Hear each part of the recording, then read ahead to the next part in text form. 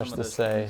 So we have the privilege of having both Tone and our own Aleks here, but Aleks I think will be an increasingly rare commodity for us as Andrew picks up. So we thought we'd take the opportunity tonight to essentially, we've got both these guys here, ask them some questions about the Bitcoin ecosystem and some more broad questions as well, but also open it up to you guys.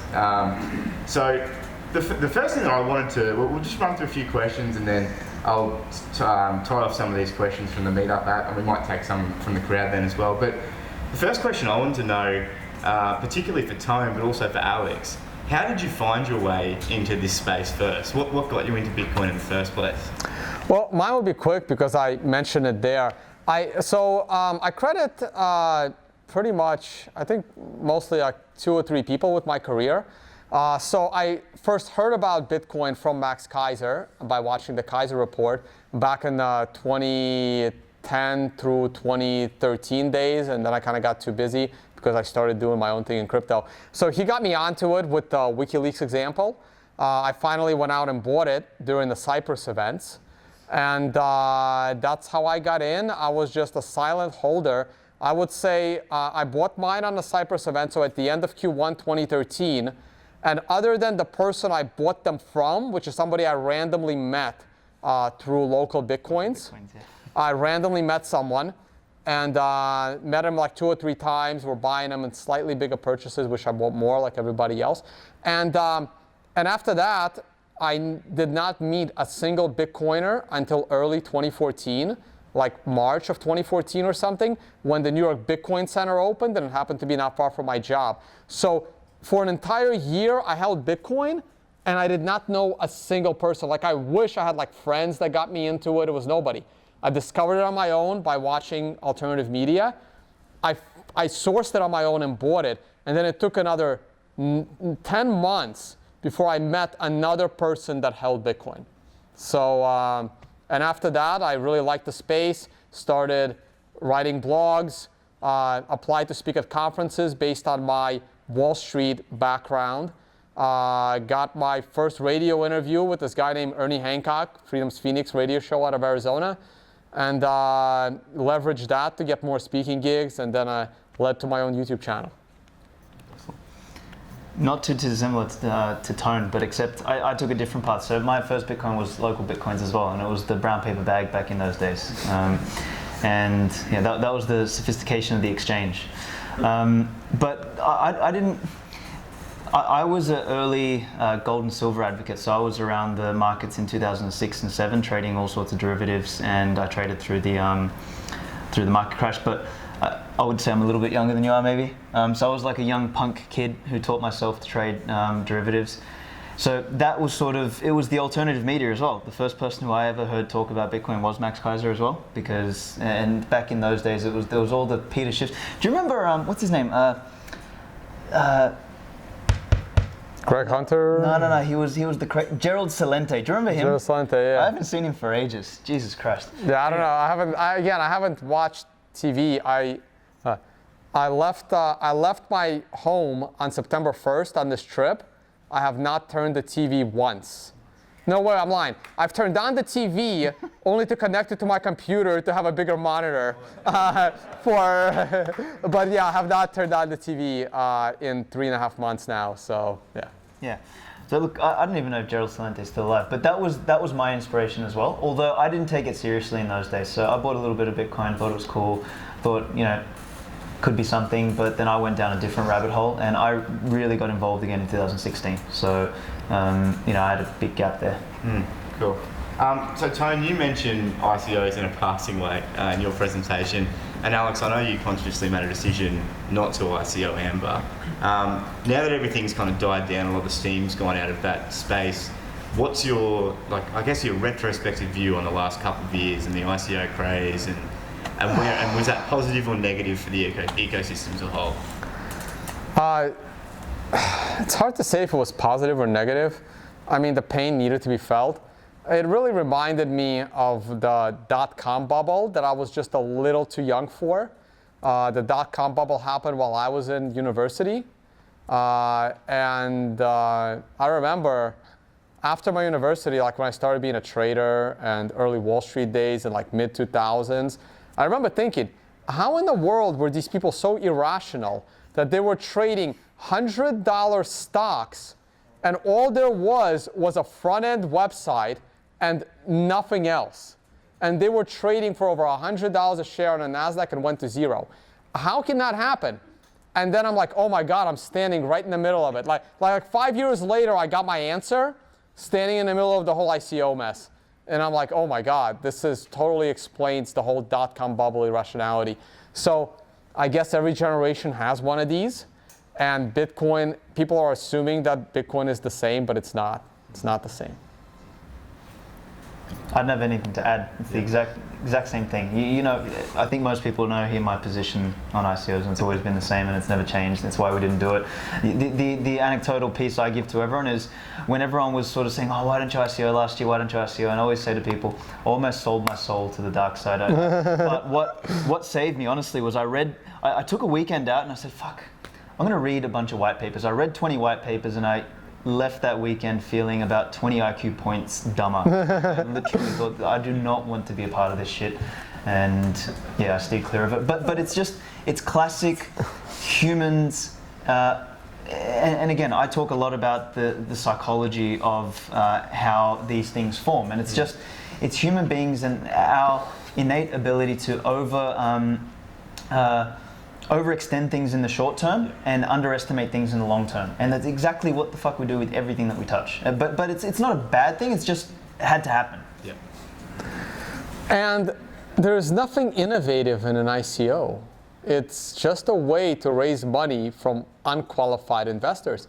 And I know a lot of people don't like the fact that there's laws on qualified investing, and we can debate whether those laws are good or bad. But the idea that ICOs are somehow technologically innovative, or the concept of centralized company building something decentralized, is like, no, those are just misunderstandings of reality. So that kind of bothered me from the beginning. Like, it never made sense. There's plenty of money to be made. I stayed away from it. Awesome. So next question, circling more into the financial side of things. I actually had used an app on Tuesday called Beam It. I don't know if you've been exposed to this, Alex, but it's essentially it's an app made by the banks. And the idea of the app is the banks are all cooperating now, they're talking to each other, and they will allow you, if you say you want to split a meal at a table or something, you can split it very quickly with all your friends and you'll get paid instantly. So you can transfer money to each other instantly.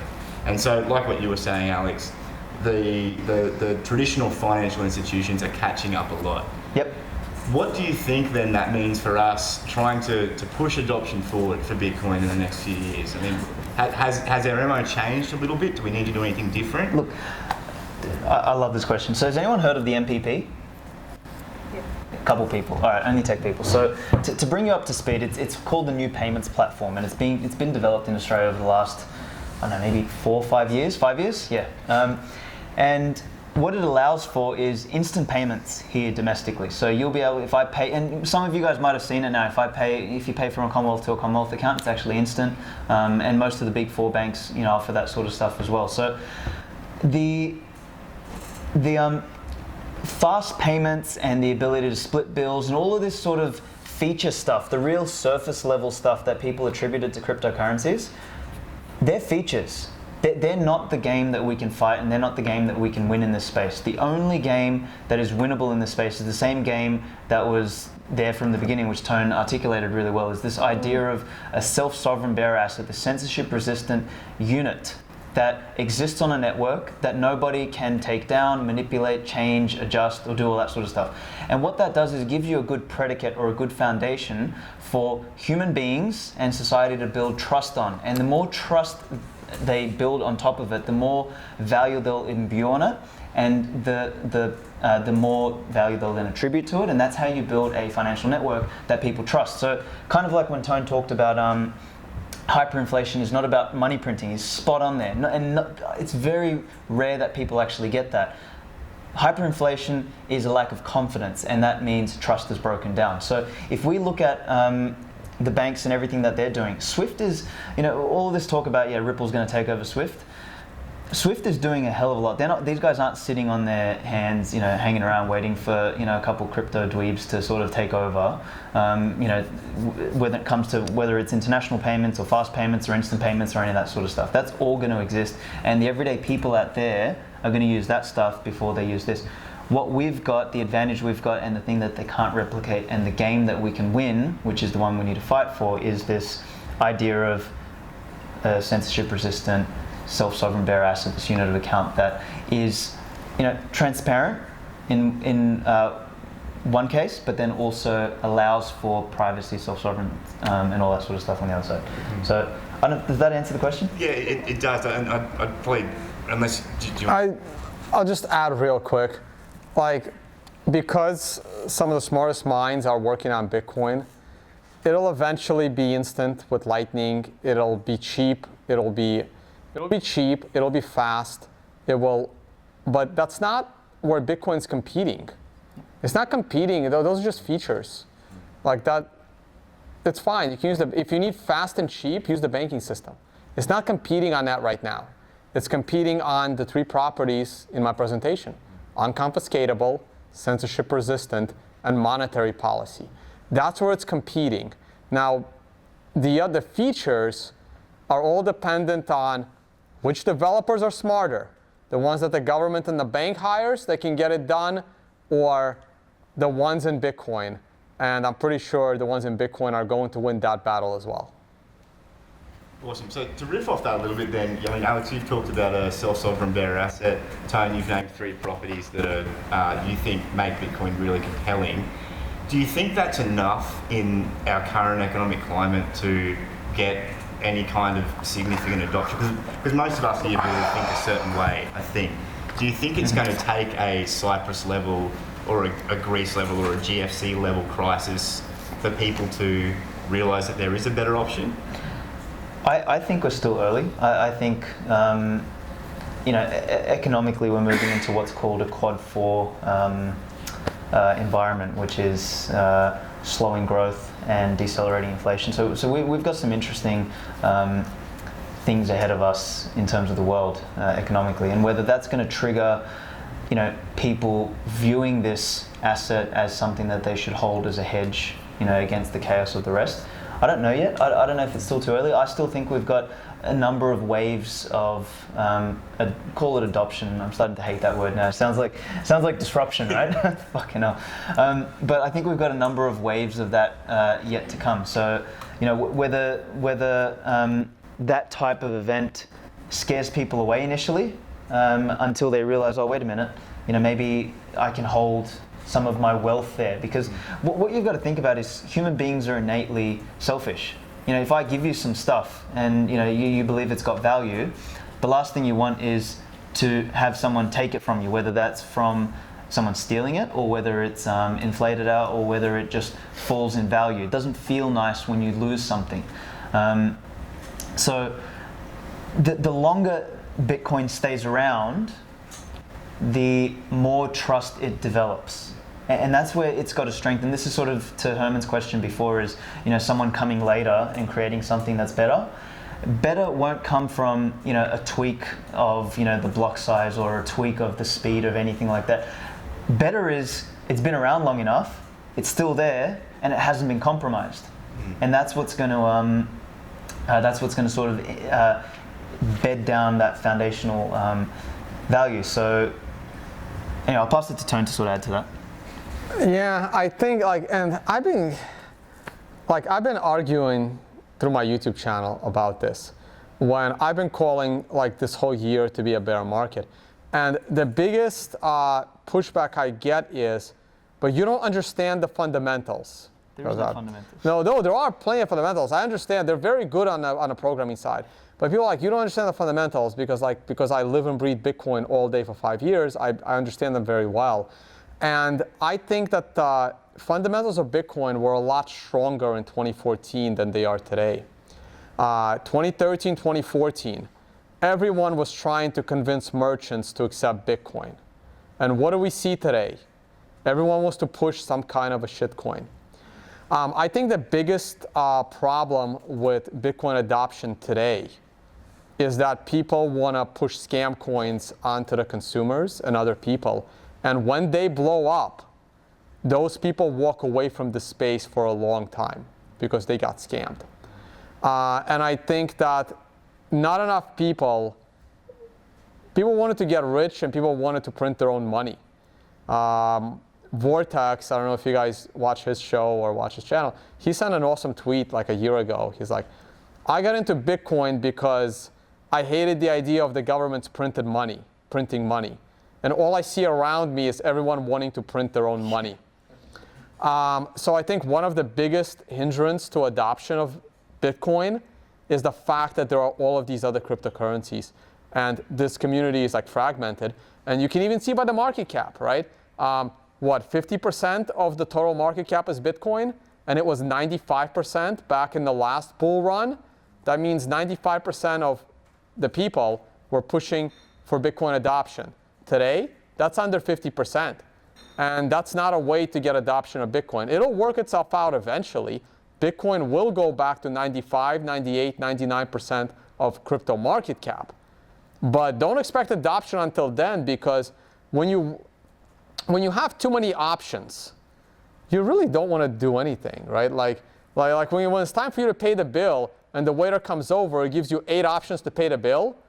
You don't want to pay that. Like you don't know what to do, right? And same thing when you try to get them, like, hey, we can get you to accept this currency and this currency and this currency. Whoa, why do I want to do that? And what if you accept the wrong one? So I think that is a big, and people don't realize it, right? When you go and push your altcoin onto the consumer, you're like basically depressing this entire ecosystem. Cool. That's an awesome perspective, by the way, Tone. That's something we haven't really heard a lot of before. I wanted to circle back around to, you mentioned there, you highlighted that spot in your one of your slides where you had the mining equipment, and you mentioned that people were running the narrative that Bitcoin is a waste of energy, and that is something we see quite a lot in the press today. And I really like the way that you walked us through the value of proof of work. Where do you see, because a lot of people are saying that proof of work's dead. A lot of people are saying that it's only a matter of time. Ethereum seems to be perpetually swapping to proof of stake. I don't know if they ever will. They can. Like how? Maybe when Ethereum goes back to under $1 and their mining dies, they could. But like how do you just tell your miners to stop mining a profitable currency? That's still profitable for them. Proof of work going there for the next, let's fast forward 5 years or 10 years. Sure. I don't see proof of work slowing down.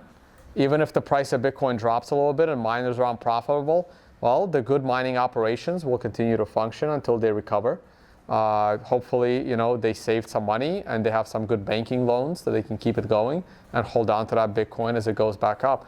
I see mining continue to happen because as an entrepreneur, just think about it, how many great jobs did thermodynamics experts had, right? Because right now, you're in demand. Some of the cheapest electricity is in some of the most hostile environments possible, in the middle of the rainforest, in the desert.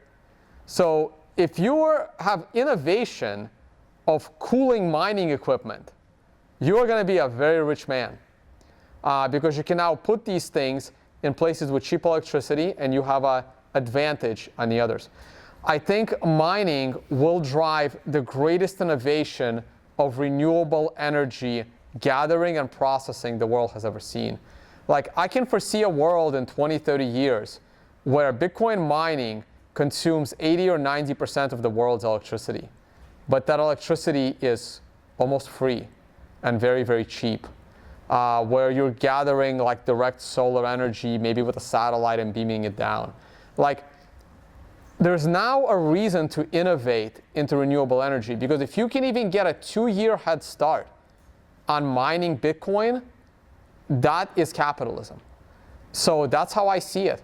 And if the governments don't like it, they can stop printing less money, stop confiscating people's money, and stop censoring people's transactions.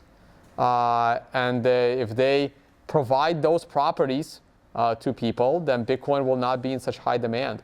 So we will see what happens in the future. But I see Bitcoin mining just driving this insane wave of energy. Everyone wants, free, cheap, renewable energy. Maybe not free, but very cheap, renewable energy. I can't think of a better capitalistic driver to make that happen for the world. Wow. The only thing I was going to say was, from a functional standpoint, industrial commoditization. That's it. So it's going to more of it will happen, not less. Okay. And it'll become an industrial thing, just like what we take for granted today in terms of the production of the big things that sit behind the scenes. That get commoditized. Yeah. It'll be one of those things.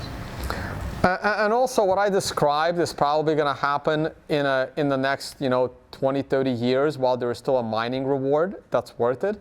The question is what happens in the future where there isn't really a mining reward and you're basically mining for a little bit of fees, and if we have Lightning, those fees aren't going to be very big.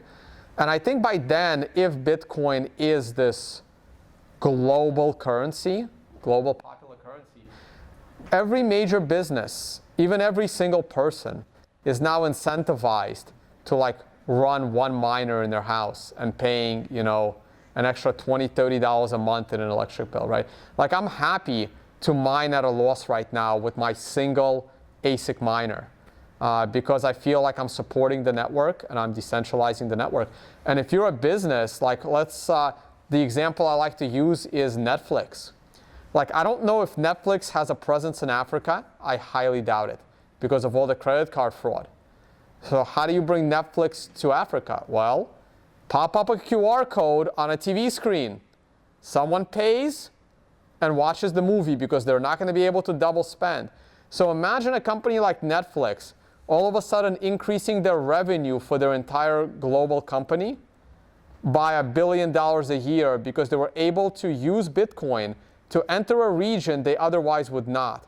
Wouldn't it be a good business practice to spend 20% of that revenue, $200 million a year, to run a little mining operation to keep Bitcoin decentralized and functioning, because they make another 800 million on top of that because it gives them this, non-double spendable instant payment.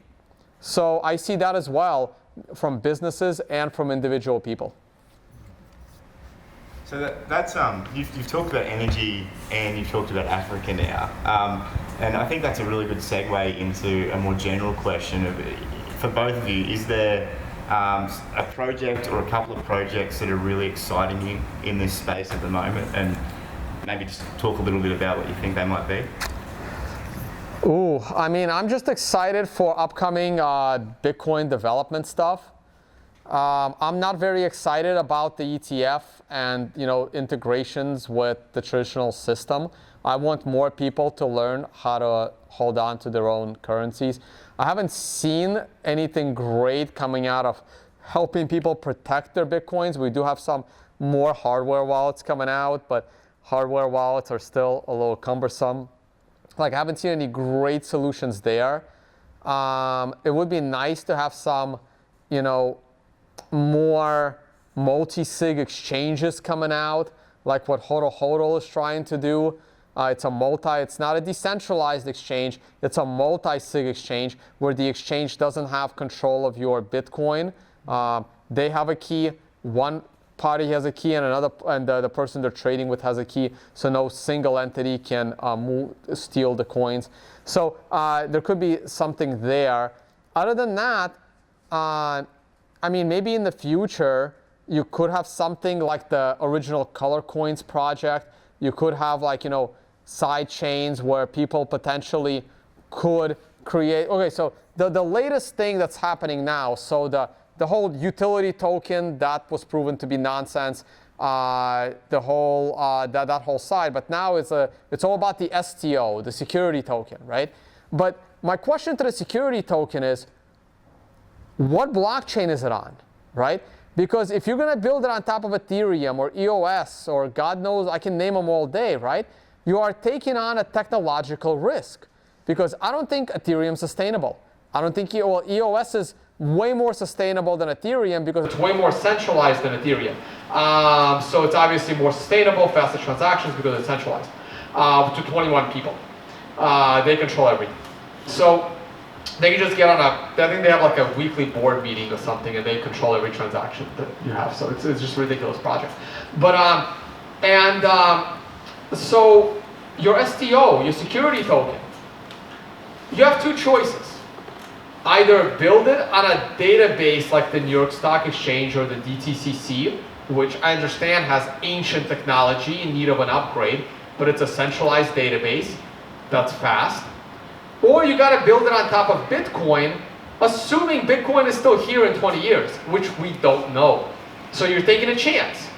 Your blockchain will probably blow up, and if it's Bitcoin, it has a chance to stick around. So sure, there could be things in the future that connect to Bitcoin only when you wake up in the morning, you expect your internet to work. When it doesn't, you yell at your ISP provider. The internet itself doesn't go down. Like, Bitcoin almost never goes down. Bitcoin's been up 99.98% of the time.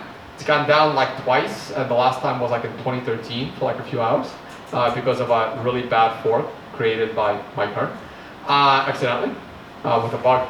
And when the next generation, like your kids, have confidence in the Bitcoin blockchain the way we all have in the internet, you can start building stuff that are infrastructure critical to the world on top of Bitcoin. But not yet. I don't see that. And the only businesses that I see as being successful are businesses that properly use the three properties: unconfiscatable, censorship resistant, and obviously for us hodlers, the monetary property that you can't print it.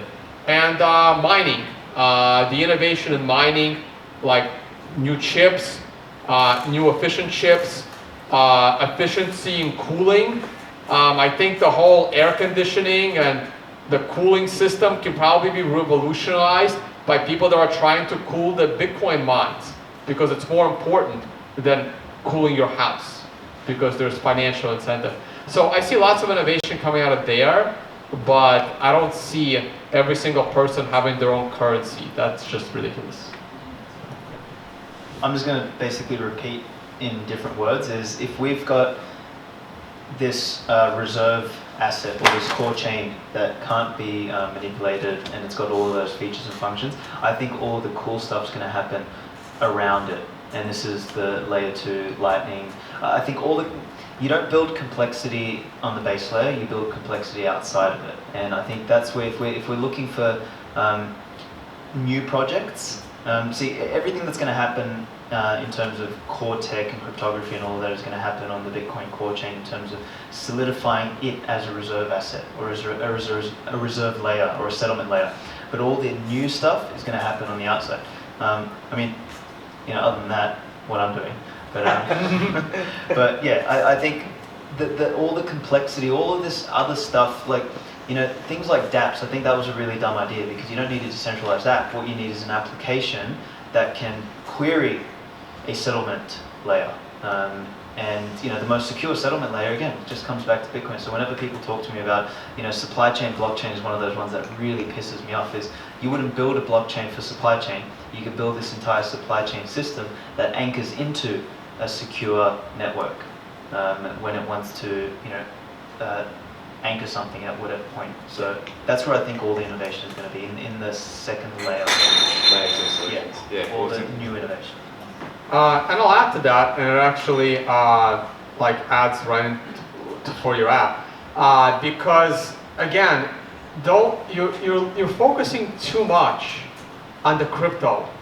What you need to focus on is crypto and this new wave of non-government controlled money that will appreciate in value if it succeeds because of its properties, because of the gold style property, is that it'll allow the smart people to build capital formation, and you're helping with that with the Amber app.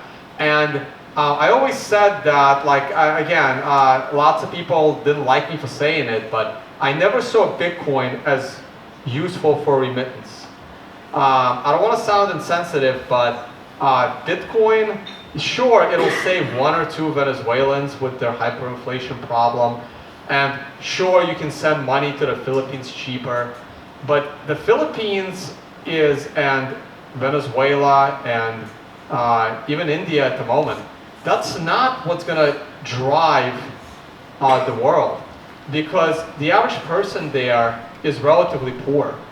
Them putting, you know, $20, $50, $100 into Bitcoin is not going to change the world. But that guy in Europe, or in the US, or in Australia, that worked his whole life and is now getting ready to retire, or somebody younger that got into Bitcoin. But the point is, if he has saved up a few $100,000 for retirement, and he can protect that with Bitcoin and even grow it, that's the guy that's going to innovate something amazing that's going to help the Philippines, that's going to help Venezuela. Could be another Steve Jobs or another, build another Windows machine, right? It'll be the future entrepreneurs. And if those entrepreneurs understand Bitcoin and they can raise that capital, they can now create the next great invention that's going to help 1 billion poor people with that invention, because Bitcoin helped them do it. Sure, Bitcoin can take someone out of poverty, but I am focused more on the first world, because that's where the majority of the smart entrepreneurs still are. And if you can protect those people, they will build the innovation with that capital to help the poor all over the world. Awesome. We got time for a couple of questions. Yeah, 100%. Yeah, there's a hand back there in the back, and got a hand here earlier. So let's, I don't know if you want to come up so that we get the mic. Or just shout. Or just shout really loud. Yeah, I have 2 questions for Tone. Do you support lowering the block size like some Bitcoin core developers have suggested? And do you support changing the proof of work algorithm on Bitcoin Core as some Bitcoin core developers have suggested? I don't support either of those at this point in time. In the future, who knows? And it's easy for me to explain why. So first of all, I don't support lowering the block size because there's no going back, right? Like, hey, maybe I wouldn't have supported Satoshi's 1 megabyte block size at the lowering of the time. Maybe if Satoshi lowered it to 10 megabytes instead of 1, it would have been easier to navigate 2017. The problem with lowering the block size is it's a one-way street. You can't raise it once you lower it, and that's a problem. I feel sorry for the people that want bigger blocks. Go blame Satoshi, who didn't realize that a controversial hard fork is not feasible, because you can't force everyone to upgrade a protocol. And for that same reason, I don't support a mining a proof of work change, because it will be controversial, and controversial hard forks end in splits. The only hard forks that I support are bugs, like what happened in 2013, or what happened in 2011, where there was a bug in Bitcoin and 91 billion Bitcoin was created. Obviously, a hard fork was needed, and everyone agreed that it was a bug, and that's why it's easy to do. So if it's a controversial move, if it's politically debatable, I do not support it. So you're basically saying that the core developers are wrong when they suggest that, right? Core developer. Let's make it singular. That's just Luke Dash Jr., who is a genius in one way and has some very interesting ideas the other way. And there is no. It's a few of them, yeah. And well, of course, like I don't look. I've been on Luke. They're wrong, though, right? If they're wrong about that, what else are they wrong about? That's my question. But you think that it's a boardroom like this? They all have their own opinions. There's no one person. The community has to allow them to do it, and some of them have these ideas, and they always debate and they disagree. There's no one size fits all. But so far, the good ideas got in and the bad ideas got out. See, here's the difference. With someone like Luke Dash Jr., who's proposing a smaller block, if he doesn't get his way, here's what he's not gonna do. He's not going to say, screw you guys, I'm going to build a better Bitcoin, like Zuko and Zcash and some of the others. See, the difference is when you propose an idea and a bunch of other smart people say this is crazy, you just keep working. You don't go and try to do something better and completely fail because you will fail. That's the big difference with those ideas that don't pass. Yeah, there was a hand up there earlier, and then we'll go that way. So cryptocurrency, as the name states, is a currency. You usually say that altcoins don't have any innovation or application in the real world. So, given your smart or insight in the whole crypto space, what do you see as a real world application? Like, what do you see something like branching off and doing its own thing? I don't know. I mean, if I knew, I'd do it, right? I don't know. We'll see what develops. I hate using the word currency. Currency has a very specific definition, and it involves a government entity. I like referring to Bitcoin as value transfer to avoid the word currency. I try to avoid the word fiat when it comes to this. I'm not a big fan of cryptocurrency. Cryptocurrency means nothing. The Australian dollar is a cryptocurrency because 90% of Australian dollar is digital. And trust me, there's cryptography involved there. What makes Bitcoin different is the fact that it's trustless and decentralized with proof of work mining. That's what separates it. So I see Bitcoin's role as value transfer, and maybe in the future, the Bitcoin blockchain could be used for other things. It's pretty good for timestamping, but you know what? My Google Doc spreadsheet is very good for timestamping as well. Twitter is great for timestamping, even though the company is centralized and they can delete it. Sure, you can timestamp things with the Bitcoin blockchain, but how many things require that kind of timestamping? So I see very few applications right now other than value transfer and store of value at the moment. And in the future, we'll see. We'll see what develops. And like we were talking, the biggest thing is confidence and trust. Give it another 10 years, 15 years. And if the Bitcoin network is functional 99.999% of the time, then we can start talking about building critical infrastructure on top of Bitcoin, the way we have critical infrastructure on top of the internet today.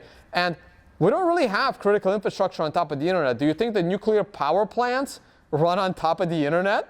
Of course not, right? So you can't go too far on your critical infrastructure because you never know who's gonna hack it, or it can go down, or who knows. So be very careful about building critical infrastructure on things that have too many external variables. You want to add to that? No, I just wanted to clarify a little bit of your question. You're asking about, this concept of cryptocurrencies, and are you sort of referring to the idea that there's multiple currencies out there and multiple can coexist? So, what's the point of them? And like they're trying to achieve something, right? Some of them aren't shit coins, some of them aren't scams. Some are, a lot of them are. But at the end of the day, they're trying to solve a real world problem, right? For example, just give us some context. So, I'm being genuine. Authenticity, right? So let's use examples of watches. Watches? Yep. So you want to make sure that your watch is legit shit product from the retailer, like not a fake. So can you apply your blockchain to that? No, so this is before when I was talking about supply chains. That's one of the major supply chain arguments, and I was at this little government thing a couple months ago explaining why that's a really dumb use case for blockchain. And the reason is the security of the blockchain doesn't come from some special architecture that the set of data is grouped into blocks and chained together. The security comes from the mining, the game theory that's involved in the mining, so that there's a cost involved to securing a list of transactions. Now, list of transactions could also be a list of states. i.e. what you're talking about, the watch is verified or valid. Where I think those things will happen is what I was talking about, layer 2. So if they need to, so there might be a company that says, look, we are going to verify and validate that your watch is real. And we're going to manage an application that does this. And we're going to allow for, all of these watches to be, stamped with a unique code, and we're going to store that all in our database and all that sort of stuff. And every month, we're going to stamp that on a secure network like Bitcoin. And then each month, the next time we stamp it is going to be cryptographically linked to the previous month. So what you end up getting is those layer 2 solutions will get that security by anchoring to a core chain, as opposed to building its own shit. You wouldn't build its own thing because that application is not mission critical enough to build this entire security mining infrastructure to make it valid, if that makes sense. Yeah. No, I want to add to that to kind of clear that up. Using a decentralization is slow, expensive, and the most complicated way you can do something, right? If you're gonna put supply chains onto it, you're literally chosen the dumbest database to do that on. There is only one instance where it's needed in your watch example for it. Like the only reason to utilize a decentralized blockchain for your watch is if you're afraid that the government's going to come and confiscate that watch. If that is your fear, then yes, you should use the most inefficient database in history. But if your fear is maybe buying a fake watch, then the company making that watch has not really done a very good job in their product, basically. And I think that will change. Like, I think a lot of the companies with this technology can start to upgrade their database infrastructure. So there's other ways to do it. Like timestamping, and someone else will just timestamp it, right? An employee of that company can just timestamp a blockchain. So I don't think that really helps. And as far as like utility of other coins, like here's the problem, right? When you're dealing with an altcoin or a competing cryptocurrency, the first question you have to ask is, who built it and what is their motivation? And then you got to figure out if they're actually think they're going to change the world and they're a little delusional, that they can do better than Bitcoin that grew up in the wild, and meanwhile this person is at the helm driving the company. Or are they simply scamming and printing money? And I don't know which answer would be worse. I mean, I prefer the honest guy that say, hey, I just want to print money, than someone that thinks they're building something and then they fail, but they fail bigger. Like I always said that Ethereum is more dangerous than BitConnect. And the reason why Ethereum is more dangerous than BitConnect is because the majority of the people in this room immediately recognized Bitcoin as a Ponzi scheme that's going to zero. But the majority of the people don't see that in Ethereum, and that's what's most likely going to happen and very, very soon. So it's this idea, and what happens when Ethereum stops functioning? What happens to all the ICOs that were built on top of it?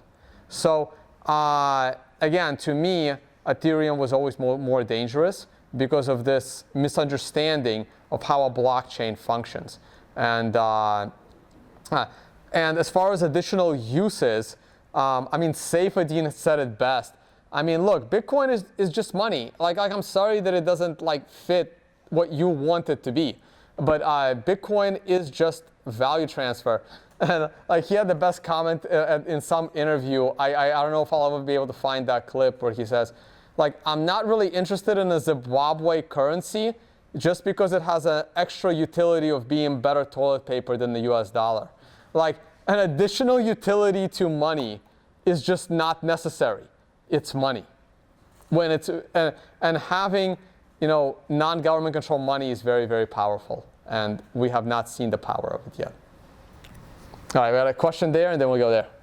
To my question, I hope it doesn't take you too much time to answer.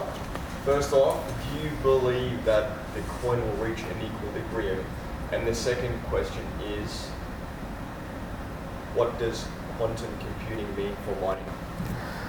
All right, let me take the second one first. So quantum computing you don't have to worry about proof of work with quantum computing. Quantum computing will just actually make Bitcoin mining more secure if you have faster computers, but it all depends on the chip anyway. So I think quantum computing may become an issue in maybe 5 years or so, maybe. Estimates greatly vary. And the problem that quantum computing can cause is that the encryption mechanism, the SHA-256 encryption, may not be good enough to prevent the quantum computer from breaking your password of your private key. In which case, there will have to be a hard fork to increase the encryption of Bitcoin private keys. Basically, make your private key more secure so nobody can confiscate and steal your Bitcoin. Now, I think that, unfortunately, Bitcoin has so many enemies that just want Bitcoin to die, and we saw that with the whole SegWit hard fork, that there's going to be people that have their own personal motivation for their coin to succeed because they have already created an altcoin with a stronger encryption than SHA-256. So they are incentivized to create a propaganda campaign to prevent Bitcoin from having a successful hard fork to increase its encryption and make it better. But I'm not an expert here at all, but I think that sometime in 5 to 10 years, Bitcoin may have to go to SHA-3 or maybe even a stronger encryption, a very strong encryption to prevent quantum computers, if they ever exist, by the way, we're still talking theory here. If they exist, the one thing they can do is they can break your private key. And you know what? And if they can do it to Bitcoin, Do it to everything else. they do it to everything else, right? Like, I'm sorry, you can't 51% attack Bitcoin. You can only 51% attack other coins. Because by 51% attacking other coins and breaking other blockchains, you can then quickly move that value into Bitcoin and walk away with it before someone realizes.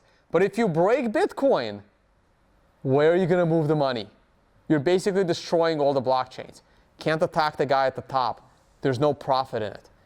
You're only going to destroy the whole space. So there's no financial incentive to do so. So that's my best answer. I'm not an expert on quantum computers at all. That's just my best guess. And I do think there will be a hard fork coming in Bitcoin, but it can't be controversial. If it's controversial, not going to fly. Sorry, just on that, there may not be a financial incentive, but if you're a government, you may have an incentive to attack Bitcoin. Well, sure, but it's going to be hard to compete with the current mining system. Yeah. Yeah, Ben? Or if quantum computers do exist, what prevents a government from creating a more stable coin? I mean, the government has a stable coin. It's the US dollar, it's the Australian. Like, it's not about creating coin. It's about, like, the government, like, the US dollar is a very stable coin. Like, they already have that. We're talking about global currencies, though, aren't we? Sure, the SDR, the IMF's basket of currencies is going to be a stable. Like, again, it's stable based on what perspective? It'll be a unit of account, sure.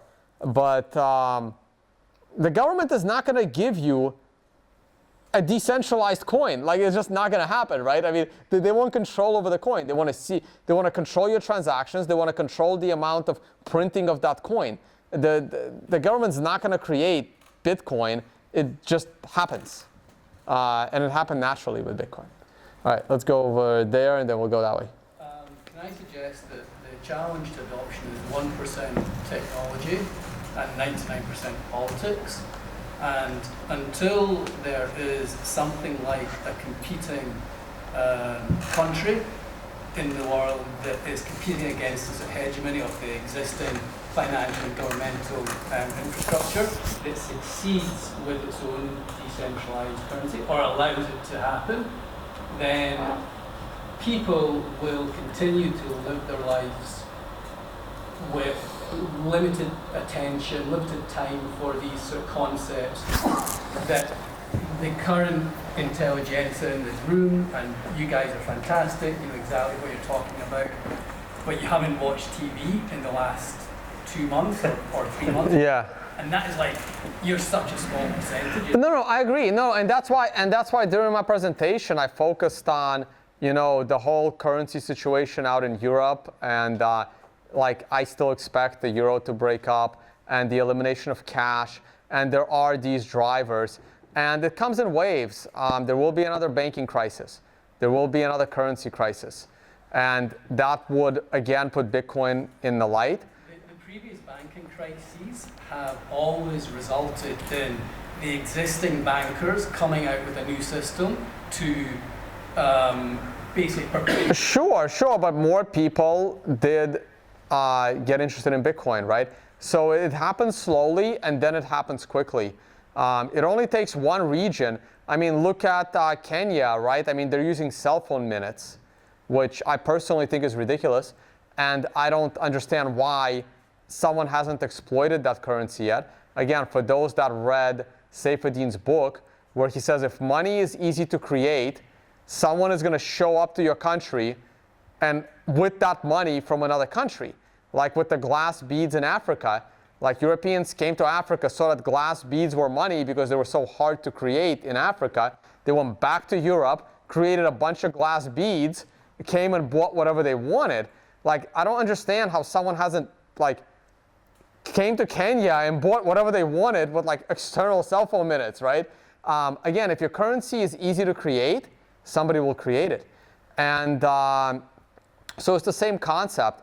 Like, eventually, a region like Japan used to devalue money so much that, the Japanese stopped using money for hundreds of years. They were, using rice, and they were, it was, eventually it happens. We haven't seen a major currency crisis because in our lifetime, the dollar has been the world reserve currency.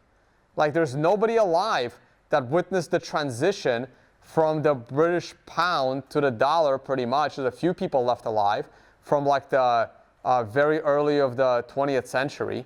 But let's see what happens during the next, because the US dollar is not going to be the world reserve currency forever. Its lifespan is historically near the end.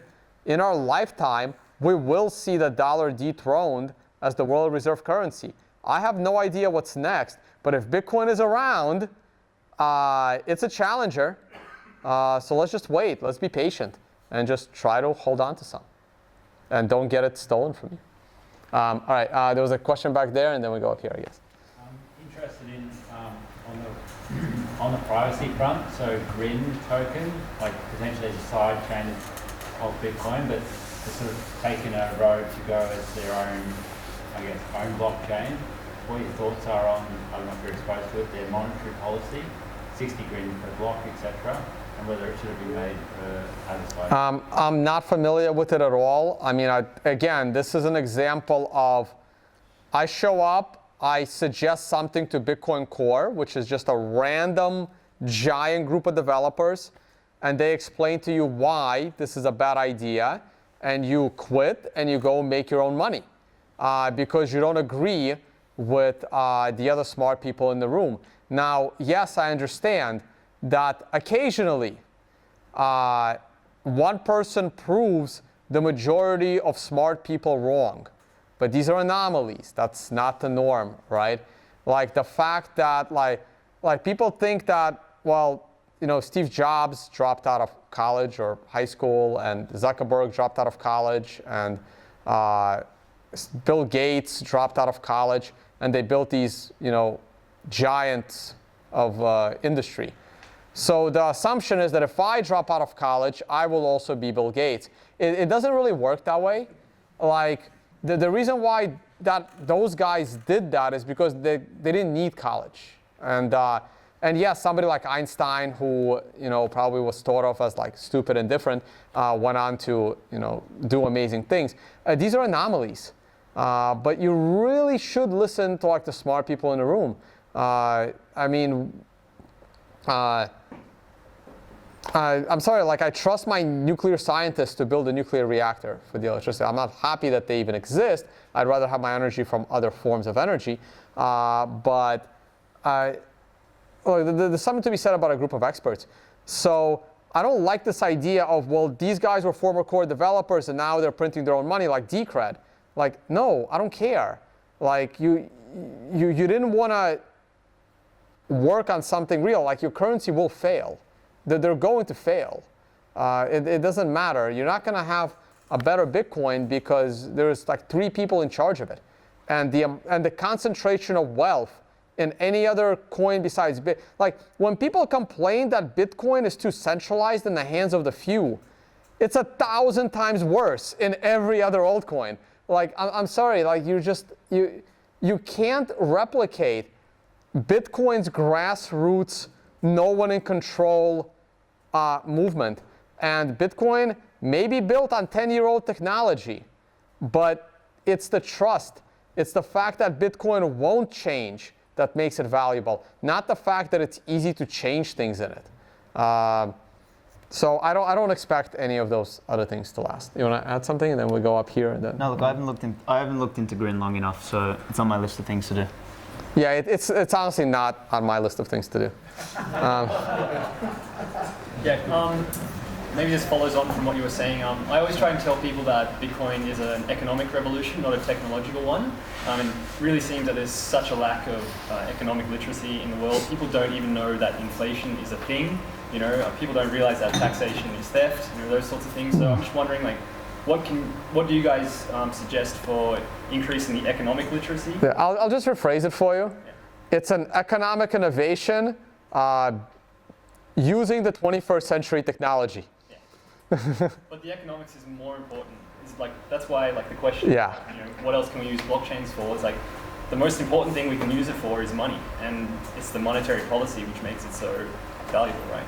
Yeah, yeah. It's an economic revolution, and also, like, we're a long way. I mean, man, we're still debating communism versus capitalism. Like,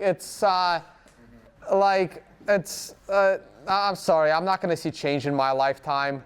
Maybe my grandkids. And the irony of it is that Adam Smith's work predates Karl Marx's work by like 100 years. I mean, not 100, like what, 70 years, 75? So we're talking 1776 versus 1850, 60 something. When did Karl Marx write his thing? Man, and it's like, we're still living in a world where people think socialism is the right way to go. Like that's the bigger problem to solve. But at least now you have non-government money to help solve the problem. I think Caleb was next. Yeah. What's your view on stablecoins and why are they kind of becoming popular? Again, we have stable coins. They're called the US dollar and the Australian dollar. I mean, they're becoming popular because you can move money around without KYC, without, know your customer laws, avoiding money laundering laws, and they're not going to last. Like, I'm sorry, the government can shut down Tether at any moment. The government can shut down any of those stable coins at any moment. And I mean, the US government can shut down Tether, and if there is Tether backing Tether, if there's dollars backing Tether, they can just confiscate those dollars. Like, I don't see how Tether is any different than e-gold. That's all it is e-gold, but it's built in a way that these anonymous exchanges can move it. And none of these exchanges are going to be non-KYC'd. So, it just makes it easier because the banking system is using old technology. And there is laws that you have to segregate, things by dollar. Like these stable coins, like there's nothing innovative there. It's just utilizing the latest centralized database technology. E-gold was doing this. Like they're no different than e-gold, where gold was the stability of the token. So here, the fiat dollar is the stability token. Like, I don't understand what all the hype is. It's going to be fully regulated, and once every single exchange is government approved, and because that's where it's headed. I'm not saying it's good or bad. I'm just saying the reality of it. Every one of these exchanges is going to be no different than your traditional broker or your bank account, in which case the stable coin is almost meaningless because, as we were talking earlier, banks are finally starting to talk to each other to send us instant payments. So once you have that, the stable coin just adds a technological useless layer of complexity. Like the Ripple token adds a useless layer of complexity to a database. Yeah, just a comment. You had in your presentation a couple of examples of countries where cash, there's a limit on the size of cash purchases. You can add Australia to the list. It's $10,000 cash purchase limit in Australia. Limit as in you can't buy it, or if you walk in with more than 10,000 in cash, they better do a lot of paperwork. My understanding is it's illegal to pay cash for an item that's more than $10,000. So if you're a baller at a club, what happens? I don't know if that's passed yet. I think they're talking about it still. It's in, okay, I could be wrong, but that's maybe going to be law in Australia. Yeah, I think they're talking about it. Yeah. Yeah, and it's really crazy, right? Because inflation is still happening, right? Like the U.S. used to have $10,000 bills like 100 years ago. And today, all we have is a $100 bill, right? And imagine a $10,000 bill 100 years ago, right? When it's worth like 100 times more. So, no, it's all part of the elimination of cash. They're making it more and more complicated to use cash so that they know exactly what you're spending. But hey, they're just going to use Bitcoin, which is why I love it. All right, let's go here and then we'll go back to the back. Might not be the most important question, but I'm just curious. I believe you have a really negative opinion on Binance. That's right, yeah? Correct. If you go on like a lot, but why?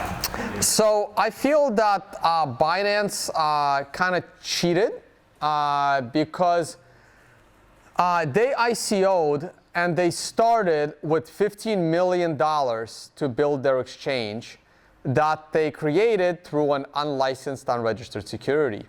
That their competitors, like HODL, for example, which is an exchange I would love to see do well, they're just trying to fundraise $200,000 or $300,000 to keep them going for the next year and a half. And Binance was able to hype up a useless token that has no utility whatsoever in the real world. They printed it out of thin air. They sold it as an unlicensed, unregistered security. And they had $15 million to build out their exchange that their competition didn't do because they didn't want to get in trouble with the law and they didn't want to take that chance. And that's a problem for me. Like if I was a competitor of Binance, if I was Kraken, if I was Bitstamp, I would be calling the regulators every day saying if they can just print money, we're going to do it too. Because that's not, they're doing something illegal and you're not doing anything about it. And we don't want to do it because then we don't want to go to prison. But you're forcing us to do it. Like, if the government doesn't solve the ICO problem, and they're already solving it, then everyone is incentivized to print their own money and create unregistered securities because otherwise they're going to go out of business. This was the problem during the 2008 financial crisis where one bank or two banks started giving out like loans to people that didn't deserve loans to buy their homes. And their competitors, the other banks, are looking at this and they're like, well, we know these are terrible loans, but we're losing our clients to them because they are giving away these crappy mortgages. They're taking all of our business. Either we also have to do something stupid or we go out of business before the whole thing implodes. And that's how everyone ends up in this groupthink situation until you get the financial crisis. And the 2008 financial crisis, it's funny. Everybody blamed the banks. Everybody blamed the bankers. I lost my job at Bear Stearns I didn't want to lose my job. I had nothing to do with that business. Nobody at Bear Stearns or Lehman Brothers, none of those people wanted to lose their jobs. They were high-paying jobs. They have families to support. They have mortgages to pay of their own. Like, everybody blamed Wall Street. Everybody blamed, you know, the mortgage lenders. The only people that I did not see a single blame for, why did you buy a $700,000 house and you're a barber? Like, no one blamed themselves for buying an overpriced house. Everybody blamed somebody else, right, for the whole thing. And that's what happens. And that's my problem with Binance. That token is functionally useless, okay? It's the equivalent of Amazon charging people in Amazon stock for Amazon products and giving them a discount, right? That token only existed to finance Binance, and there's laws on how you can finance a startup, and it doesn't involve 15-year-olds on, you know, Reddit. That's why I don't like them. Yeah. I just want to make a comment about when you were talking about quantum encryption, and you mentioned the SHA algorithm. That's actually used for hashing. The encryption algorithm is ECDSA algorithm. So they're not really related. Like I said, I'm not an expert, but from my understanding, I mean, a lot of people think that quantum computers would somehow affect mining. I just want to make it clear that it won't. The quantum computings will only affect you losing your Bitcoin because of hacks. And from what I understand, the encryption will need to be increased. I don't know the technical details. It's not actually SHA, it's ECDSA.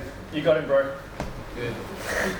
But actually, I was going to ask you, that wasn't my question. My question was, what's up with you? Like, what's next in your timeline of events and stuff you'll be doing in the US? Man, I'm not going to be back to the US until like mid-December.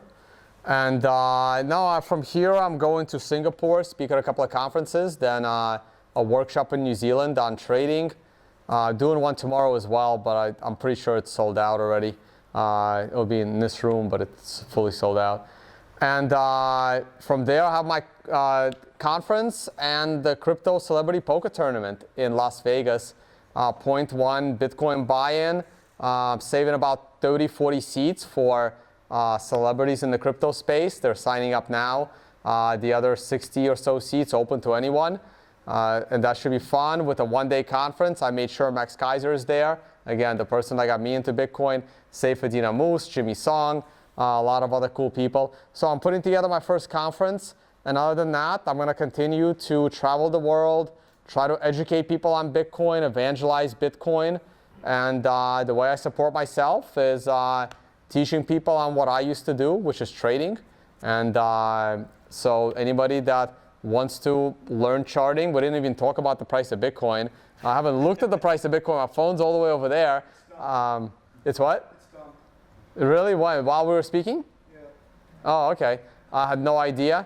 Yeah, so at the moment, I'm short-term bullish Bitcoin, very short-term, but I still think there's lower prices to go in this bear market. I was gonna say something funny. When you said it dumped, everyone just pulled out their phones really quick. Yeah. I'm tempted to go grab mine. Is there any more questions? We've got all right. casino opening up in 2024. Are you going to be back for another poker tournament back then? Yeah, definitely. I saw you put your hand up really quickly. Yeah, so I have two questions. First one's about AMBA and follow-up, which Yep. is sort of related to that. So I had a riveting conversation about tax just before the video, but a great shout out to this young lady who had tax nightmares. Get out of her business part. So with the AMBA app, purchasing Bitcoin, I haven't looked at it Yep. yet. So It's not out yet. A couple weeks. So when you start purchasing Bitcoin, are you planning to have nice little fantastic statements as I bought Bitcoin at this time? Not the first version, down the track.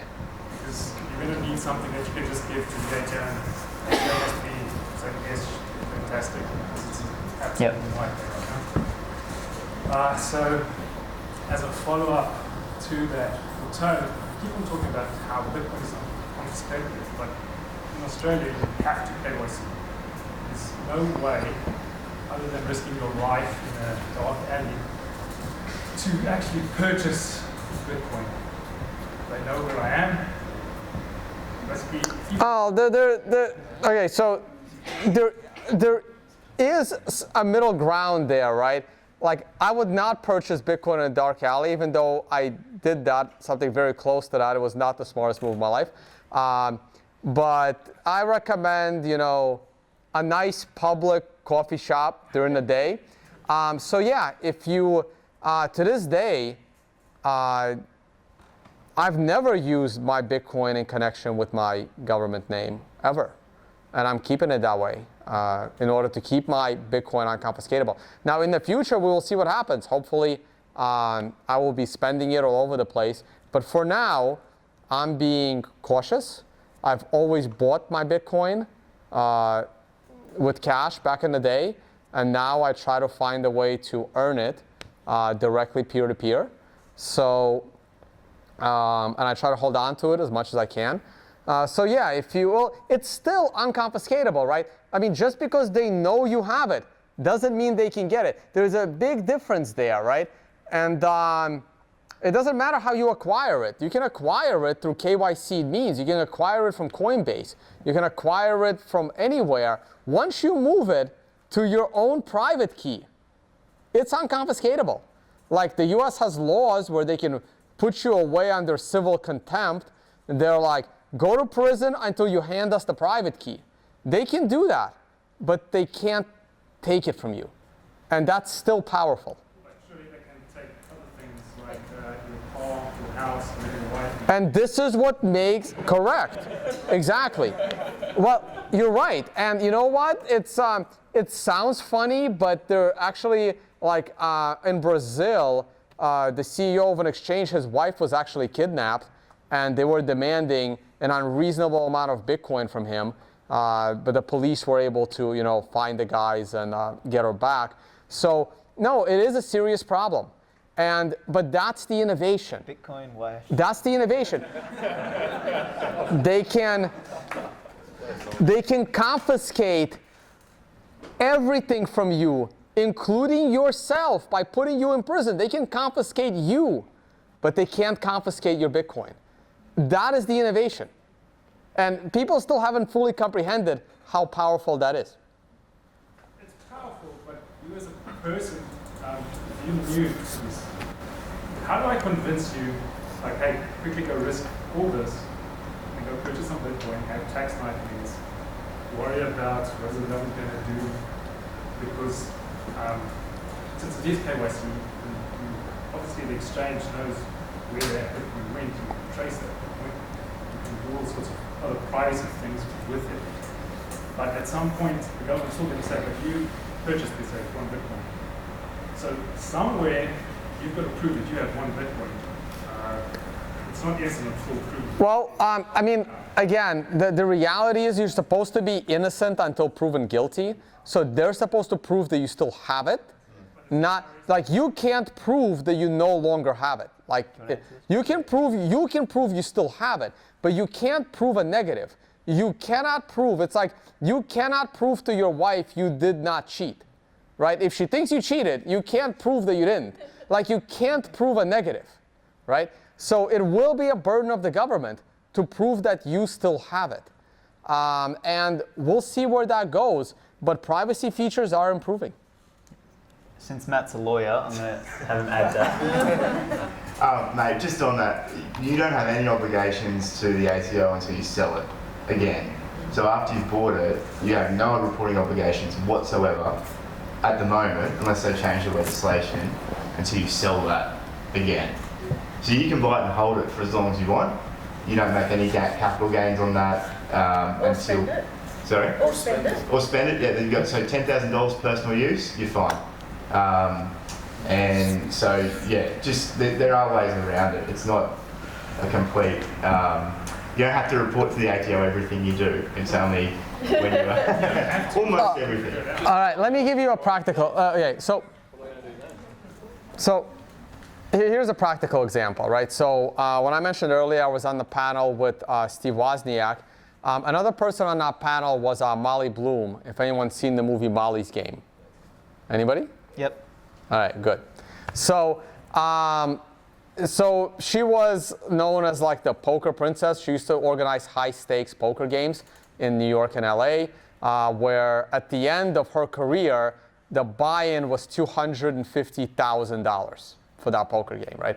We are talking, you know, the richest of the rich were playing. And she got caught up in the whole investigation and the government shutdown, and her bank account was frozen. All her money was confiscated. The money that she felt was legally earned was also confiscated, to the point where she could not afford a lawyer.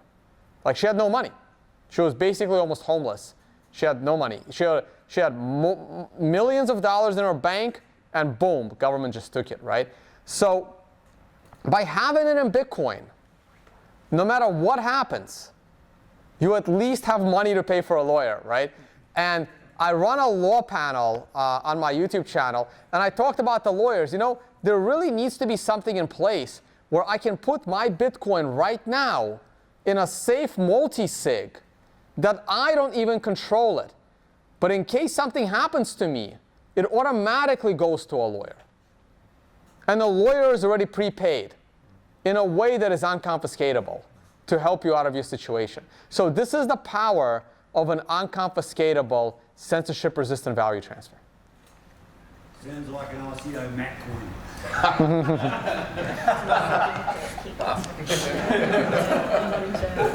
Oh, I'm not touching that, mate.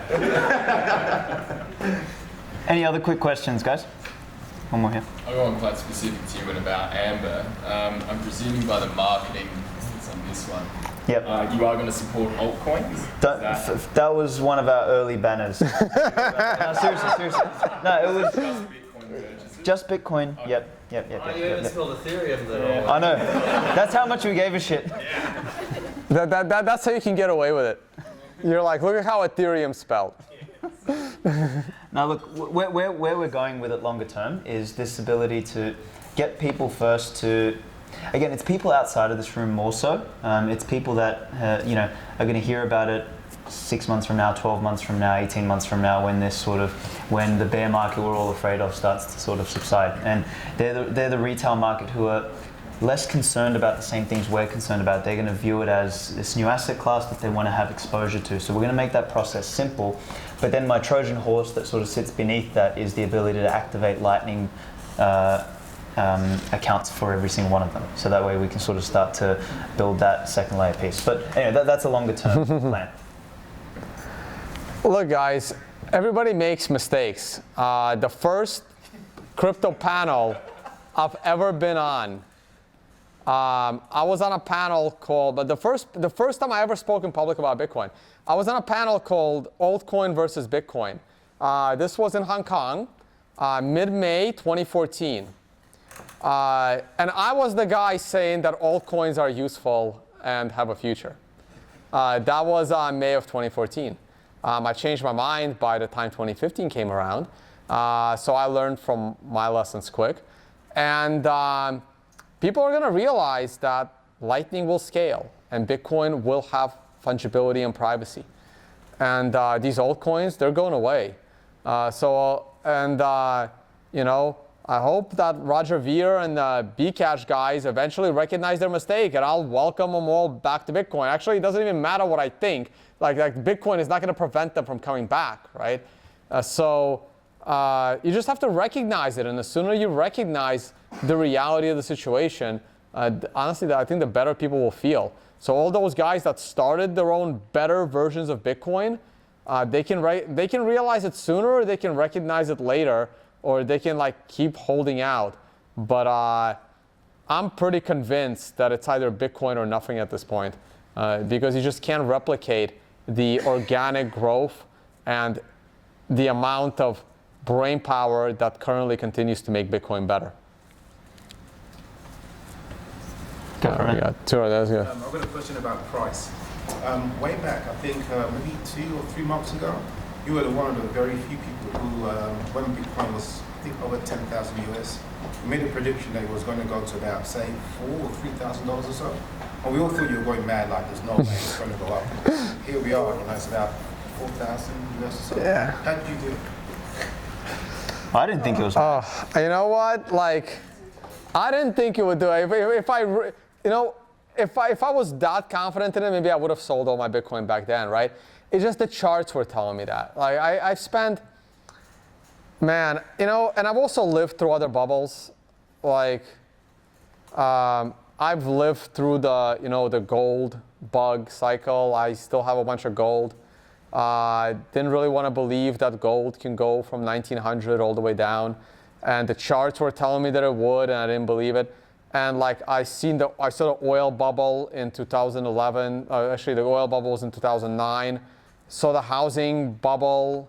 I've seen enough of them, and I studied the .com bubble. It was just before my time in trading, and like the charts were telling me that it's coming to an end. And I was hopeful. I was hopeful that we can hang in there, and I'm still willing to hold my Bitcoin through it because of that unconfiscatable property. Because I have the reverse problem, because I got my Bitcoin through without KYC. It's hard for me to exit, and then it will be hard for me to come back in. So I'd rather write it out. It would be tough if it goes all the way to 1,000, which it could. Hope it doesn't. But this is what I tell people. If you really want to understand markets, you have to learn charting and technical analysis. You don't have to be a trader, but it has to make sense to you as to why prices go down through the psychology of traders. So to directly answer your question, how did I do it? It's 15 years of trading experience through charting. It told me. And I didn't want to believe it myself, but once again, the charts won. It's just probability thing. That's it, but thank you for the question. It sounds like a plant, but thank you for the question. Could we get a bit more sense from you about the Bitcoin core developers? You say there's a big group of them, because I'm quite curious about their incentives, because I imagine quite a few of them are incentivized to come out and create their own coins, because that's where the money is. Yeah, and it's the ones that don't are the ones that I respect. Like people say, well, hey, you have to. I don't know about who the Grim developers are, but it is Grim, right? Grin with a Grin. Okay, sorry. I don't know who the Grin developers are, but like people said, well, Decred, they're former core developers. You have to respect them. I'm like, no, I don't. I respected them when they were core developers. Now that they left for the money, to print their own money, I no longer really respect them. You stick around, and if your ideas are good, you keep explaining them, and if they're good, other people will see it. That's kind of how society progresses. And then you have an occasional technological breakthrough. It's like a once-in-a-generation breakthrough. You're not going to get a technological breakthrough every year for a decade, right? That's not how it works. It's a technological breakthrough.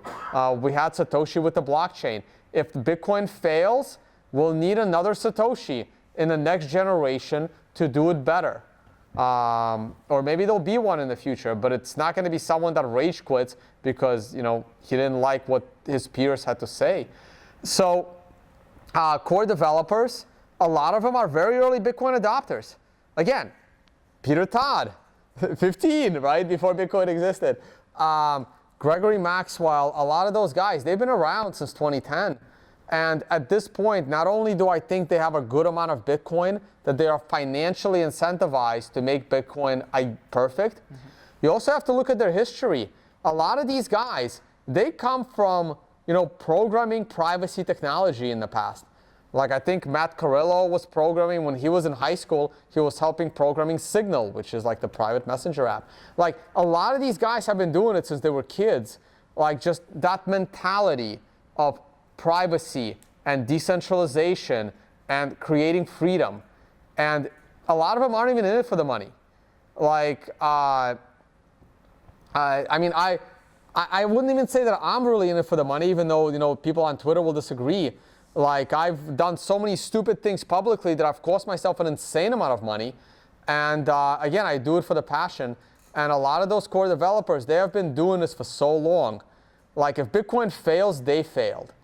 And they're like some of the smartest programmers in the world, though I will say I've met genius programmers on Wall Street. And if you can steal them, if you can make them see the light, I mean, Goldman Sachs, the developers are Goldman Sachs. I mean, even the developers at like my old boss, it was intimidating in my last little company. I mean, the guy gets more done on his day off than almost anybody at that company. And I mean, it's like three people can try and figure something out. Three really smart people can try and figure something out for like a week.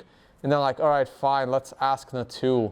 And then he's like, wait, you can't do this? This is so easy. It's this, this, and this. So there are some genius programmers on Wall Street because they pay the big bucks. And if you can make them see the light, that if they only bought a little bit of Bitcoin and came and helped and made it scalable and made it private, then their little holding would become insanely valuable. You would make it even better. And it's the challenge. It's the challenge. I mean, you don't get better by being the smartest person in the room. As an athlete, you don't get better by being the best player on your team. You get better by playing with people that are better than you. As a developer, you want to be with the people that are better than you. You don't want to be the sole guy in charge because then you're the dictator and the boss. So you really want to be in a room with other smart people. And that's what Bitcoin has, and it was created organically. And that's about it. I mean, just Google them. Just Google, go to, what's the website? It's bitcoin.org. Go to bitcoin.org, look up the Bitcoin core, and it's like 100 names. Some of them are more respected than others. Some of them get paid, have full-time jobs to be Bitcoin core, and they just get paid by companies. Blockstream is one of them. They have maybe 3 or 4, maybe 5. Chenko Labs in New York is another one. That one was started by a couple of core developers that were early Bitcoin adopters. They pay even more core developers. Some companies, they just support them. Like, look, if I become rich on the next Bitcoin bull run, like, I would love to support a Bitcoin core developer. I would, like, you know, try to steal that guy from Wall Street. I'm going to be like, name your salary. I'm rich. What is my old company paying you? Okay, they're paying you $500,000 a year. I'll pay you $750,000 a year. You go and help core developers. I'm not going to tell you what to do. You go and make it better, and you just keep working, and I'm going to pay you. I have no say. I have no idea what you're doing. I'm not a developer. I'm just going to go find the brightest mind I know in my 10 years experience on Wall Street. I'll pay him more money than they do, and I'm just going to say, go help Bitcoin, and I'll pay you. And there are people that are already doing that. I think that's probably a pretty good place to leave it. I think that really sums it all up. Yeah. So yeah, and it's getting quite late too. So thanks everyone for sticking around. Thank you guys. Thank you for coming out. Thanks again for your time. Thanks, guys.